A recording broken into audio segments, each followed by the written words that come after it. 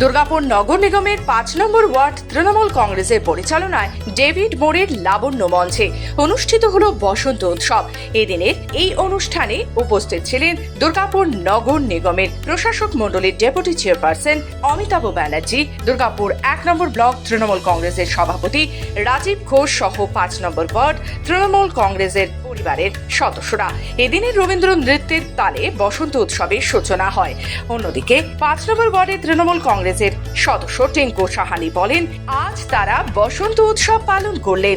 দুর্গাপুরবাসীর কাছে আবেদন, তারা সুস্থ ও সচেতনভাবে বসন্ত উৎসব পালন করুন, যাতে অন্যের অসুবিধা না হয়।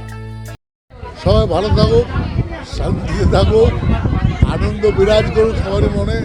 দলমত, জাতি, ধর্ম, অবাল, বৃদ্ধ, বনিতা সবাই, মানুষ যেন ডিস্টার্ব না হয়। হোলি করলাম, হ্যাঁ, বৃষ্টির রং, মানুষ ডিস্টার্ব হবে। বিরাট প্রসেশন বার করে মানুষের মাঝে পড়ে যাওয়া ঠিক না। ওয়ার্ডে আমাদের হোলি উৎসব ছিল, উৎসব মানালাম।